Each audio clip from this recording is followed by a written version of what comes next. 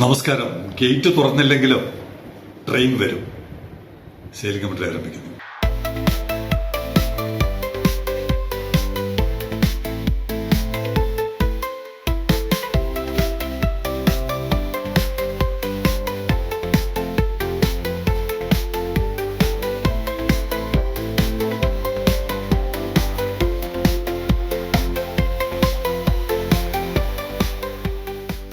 തുറമുഖത്തിന്റെ വളർച്ചയിൽ മുന്നോട്ടുള്ള പോക്കിൽ വളരെ പ്രധാനപ്പെട്ട ഒരു ഘട്ടം നമ്മൾ ആരംഭിക്കുകയാണ്.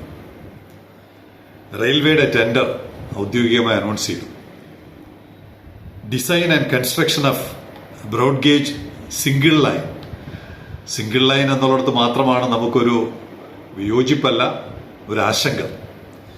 Broad gauge single line railway siding between Balaramapuram railway station on Southern Railway to വിഴിഞ്ഞം ഇന്റർനാഷണൽ സീപോർട്ട്.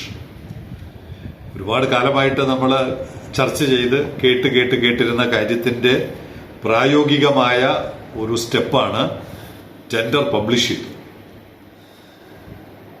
അവസാന ദിവസം 10/8/26 ഓഗസ്റ്റ് മാസം 10 ലാസ്റ്റ് ഡേറ്റ് ആണ്. ബിഡ് ഓപ്പണിംഗ് 19/8, ഒരാഴ്ച കഴിയുമ്പോൾ 19/8/26 ബിഡ് ഓപ്പൺ ചെയ്യും. അതിന്റെ ടെൻഡറിലെ കുറച്ച് വിശദാംശങ്ങളുണ്ട്. Including civil engineering works comprising of a 9 kilometer long tunnel, 0.43 kilometer long adit, their associated E&M, electrical and mechanical ആയിരിക്കാം, വർക്ക്സ് എക്സെട്ര. വലിയ ഒരുപാട് വിശദമായി ടെൻഡറിന്റെ കാര്യങ്ങളുണ്ട്. എല്ലാം കൂടി ഒന്നാമത് എഞ്ചിനീയറിംഗ് ആണ്, എനിക്ക് ഒട്ടും വഴങ്ങാത്ത വിഷയമാണ്.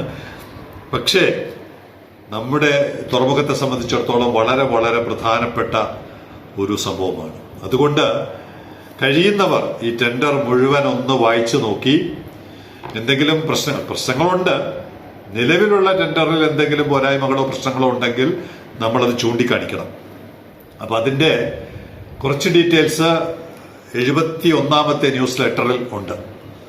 പിന്നെ അതിന്റെ ഡീറ്റെയിൽ ആയിട്ടുള്ള ലിങ്ക് ഉണ്ട്. താല്പര്യമുള്ളവർ ന്യൂസ് ലെറ്റർ ആവശ്യപ്പെട്ടാൽ മെസ്സേജ് അയച്ചു തരാം. അത് പഠിക്കണം, നിർബന്ധമായും പഠിക്കണം. കാരണം ഇതൊരു, ഞാൻ പറഞ്ഞില്ലേ, ഒരു മൈൽ സ്റ്റോൺ ആണ്. നമ്മുടെ പ്രൊജക്ടിന്റെ ഒരു മൈൽ സ്റ്റോൺ ആണ് ഈ കണക്ടിവിറ്റി.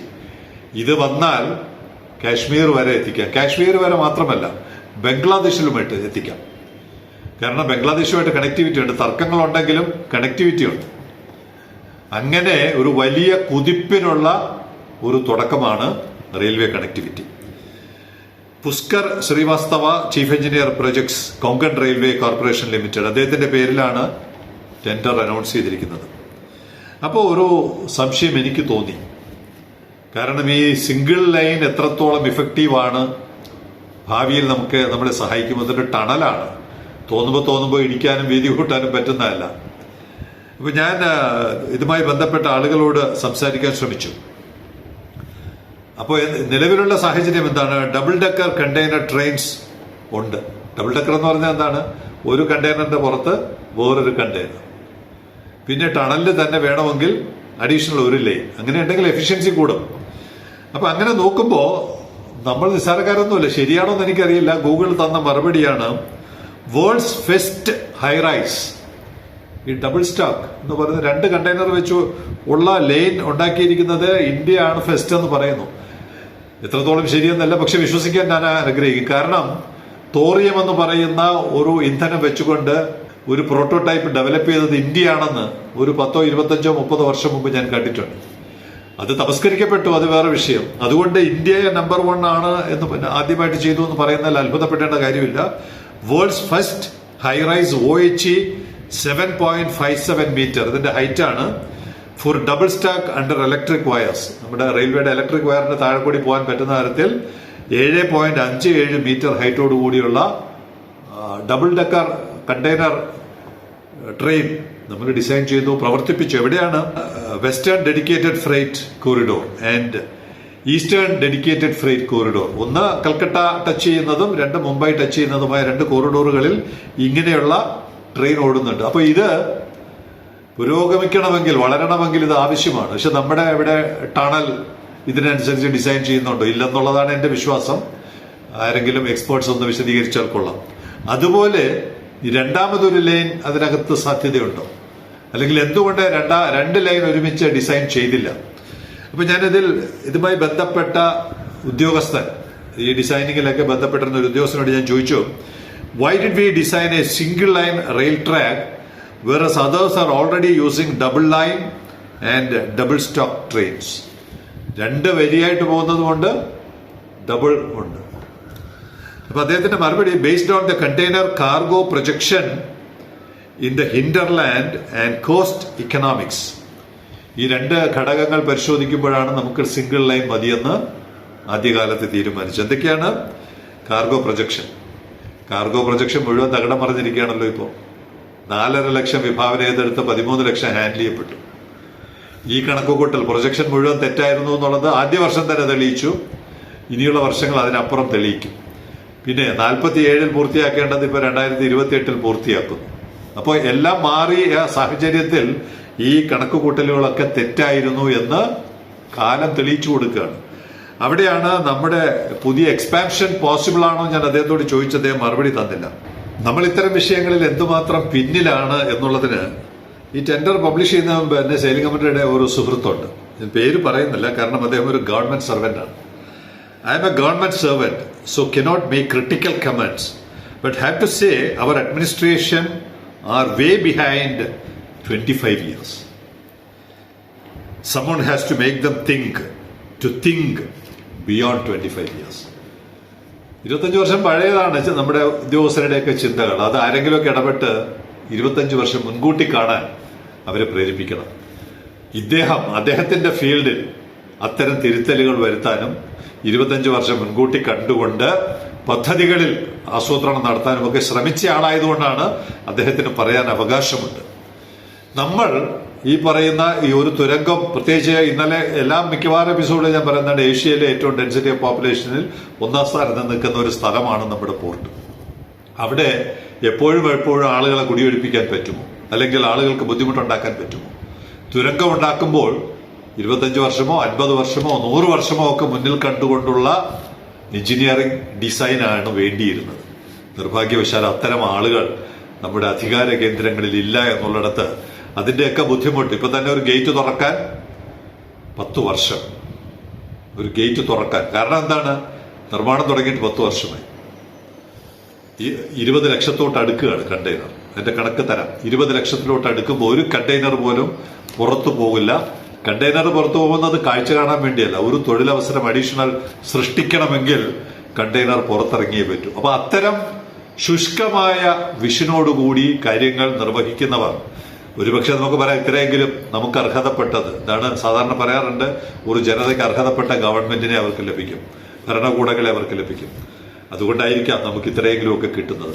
കിട്ടിയതിൽ സംതൃപ്തിപ്പെടാം. അതേ സമയത്ത് ഇക്കണോമിക്സിന്റെ തുടക്കത്തിൽ ഒരു വാചകം പഠിപ്പിക്കാറുണ്ട്, wants R unlimited, resources R limited.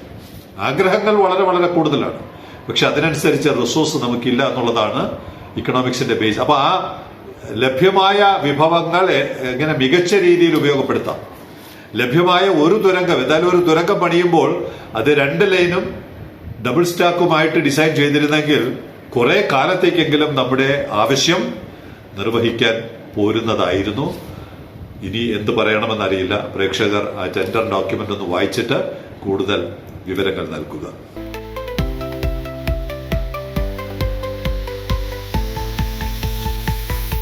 ഇന്നലത്തെ എപ്പിസോഡിന്റെ ഒരു പ്രതികരണമാണ്, ഒരു ഗുളികനാണ്.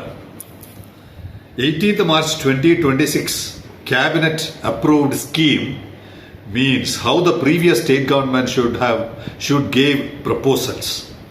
Number 1 potence idea.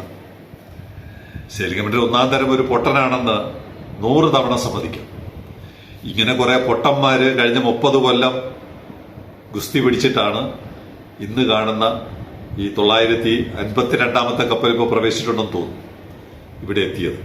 അതുകൊണ്ട് പൊട്ടൻ എന്നുള്ള ഡിഗ്രി വളരെ സന്തോഷത്തോടെ, വളരെ അഭിമാനത്തോടെ സ്വീകരിക്കുന്നു. അതോടൊപ്പം 18 മാർച്ച് 2026 സെൻട്രൽ ഗവൺമെന്റ് ഒരു തീരുമാനം എടുത്താൽ എങ്ങനെയാണ് കഴിഞ്ഞ ഗവൺമെന്റിന് അത് സംബന്ധിച്ച നടപടികൾ സ്വീകരിക്കാൻ പറ്റുക?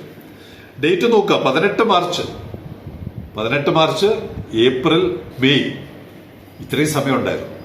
ഇനി ആ എപ്പിസോഡ് ഒന്നുകൂടെ കാണുക. എന്താണ് പറഞ്ഞത്? ഈ ഡേറ്റ് ഒന്നും കാത്തിരിക്കേണ്ട ആവശ്യമില്ല.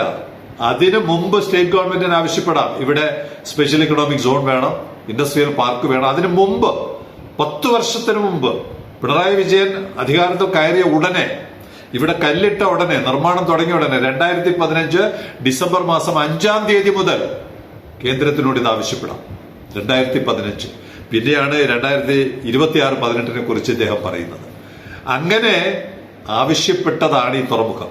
സർക്കാരുകൾ ചിന്തിക്കുന്നതിന് മുമ്പ്, ഇവിടുത്തെ പൊതുജനം പോലും ചിന്തിക്കുന്നതിന് മുമ്പ് ഇങ്ങനെ ഒരാശയം പതുക്കെ ജനങ്ങളോട് സംസാരിച്ച് രാഷ്ട്രീയ നേതൃത്വങ്ങളോട് സംസാരിച്ച് ഉദ്യോഗസ്ഥരോട് സംസാരിച്ച് പലതരം കലഹങ്ങൾ നടത്തി അടികൾ ഏറ്റുവാങ്ങി ഒരു സർക്കാരും ടെൻഡർ വിളിച്ചിട്ടല്ല, ഉത്തരവിട്ടിട്ടല്ല, പത്രത്തിൽ അനൗൺസ് ചെയ്തിട്ടല്ല, അതിനൊക്കെ മുമ്പ് ജനങ്ങൾ ഇറങ്ങി പുറപ്പെട്ടതാണ് ഈ തുറമുഖം. അതുപോലെ ഒരു ഗവൺമെന്റിനെ കൊണ്ട്, കേന്ദ്ര ഗവൺമെന്റിനെ കൊണ്ട് കാര്യങ്ങൾ സാധിച്ചെടുക്കാൻ സംസ്ഥാന ഗവൺമെന്റിന് ഒരു വിഷയവും തടസ്സമല്ല. ഇവിടുത്തെ എംപിമാർക്ക് ഒരു വിഷയവും തടസ്സമല്ല. കേന്ദ്ര ഗവൺമെന്റിന്റെ തീരുമാനം മാത്രം മതി. ഒരു പ്രോഗ്രാം അനൗൺസ് ചെയ്യാതെ തന്നെ നമ്മുടെ പ്രപ്പോസലുകൾ അങ്ങോട്ട് കൊടുത്ത് ഇത് യാഥാർത്ഥ്യമാക്കി എടുത്തുകൊണ്ട് മറ്റ് സംസ്ഥാനങ്ങൾക്ക് മാതൃകയാകുന്ന ഒരു പ്രവർത്തനമാണ് കേരള ഗവൺമെന്റ് ചെയ്യേണ്ടിയിരുന്നത്. അതാണ് വിമാക് എന്ന് പറയുന്ന പ്രസ്ഥാനം, ജനപക്ഷം എന്ന് പറയുന്ന പ്രസ്ഥാനം ഇവിടെ ചെയ്തത്. അതുകൊണ്ട് അവരെ എല്ലാവരെയും ഒന്നടങ്ക പൊട്ടൻസ് എന്ന് അഭിസംബോധന ചെയ്ത താങ്കളെ വളരെ വിനയത്തോടെ തന്നെ, എല്ലാ ബഹുമാനത്തോടെയും തന്നെ താങ്കളുടെ നിർദ്ദേശം കൂടുതൽ ചർച്ചയ്ക്ക് പ്രേക്ഷകരുടെ മുമ്പാകെ വയ്ക്കുന്നു.